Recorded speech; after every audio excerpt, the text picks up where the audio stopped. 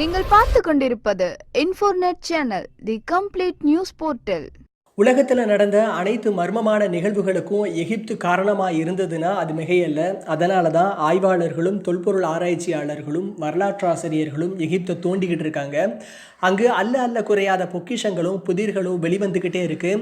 பிரம்மாண்டமான பிரமிடுகள், பாதுகாக்கப்பட்ட மம்மிகள், எகிப்திய சடங்குகள், மந்திர நடைமுறைகள், அறிவியல் பயன்பாடுகள், பறக்கும் தட்டுகள், வேற்றுக்கிரகவாசிகளின் ஓவியங்கள், விலங்குகளோட வித்தியாசமான ஓவியங்கள் என பலவற்றை எகிப்துடைய பிரமிடுகள்லையும் அரண்மனைகள்லையும் பார்க்கலாம். நம்மால ஜீரணிக்கவே முடியாத பல உண்மைகளும் ரகசியங்களும் எகிப்தியருடைய வாழ்க்கையில நிறைந்து இருக்குது.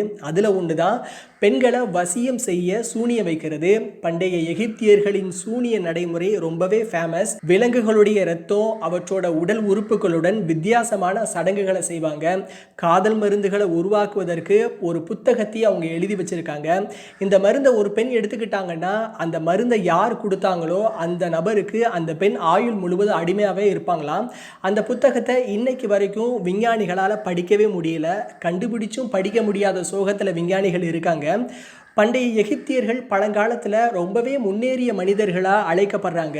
உலகத்தில் முதலாக கர்ப்ப பரிசோதனை செஞ்சவங்களும் அவங்க தான். பெண்களுடைய சிறுநீர் மற்றும் வாந்தியுடைய அடிப்படையில் இந்த சோதனைகள் செய்யப்பட்டதாக சொல்கிறாங்க.